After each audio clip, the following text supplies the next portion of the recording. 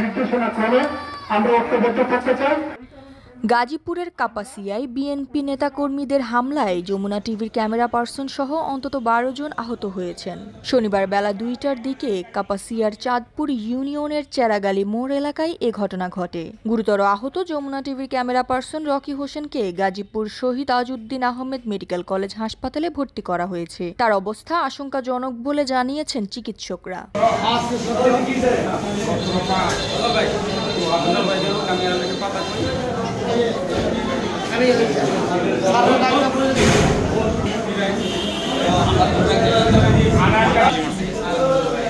Gazipur press club নিয়ে আসছে, পুরো শরীরেই মারতেছে।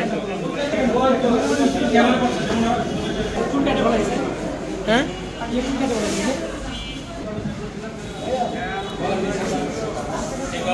জানা গেছে বিএনপির এক মতবিনিময় সভা শেষে কিছু নেতাকর্মী সাংবাদিকদের ওপর হামলা চালায়।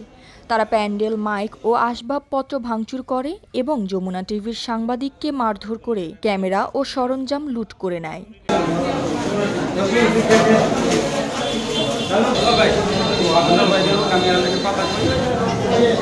গাজীপুর জেলা বিএনপির আহ্বায়ক কমিটির সদস্য সাখাওয়াত হোসেন সেলিম দাবি করেছেন, তারা শান্তিপূর্ণ সভা করছিলেন, তবে অজ্ঞাত পরিচয় একদল হামলা চালায়।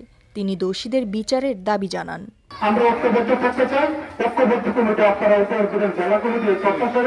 স্থানীয় প্রশাসন ঘটনাটি তদন্ত করছে এবং আইন শৃঙ্খলা রক্ষার প্রয়োজনীয় ব্যবস্থা নেওয়া হয়েছে বলে জানানো হয়েছে। আর এই জ্যোতি, দৃষ্টি ২৪।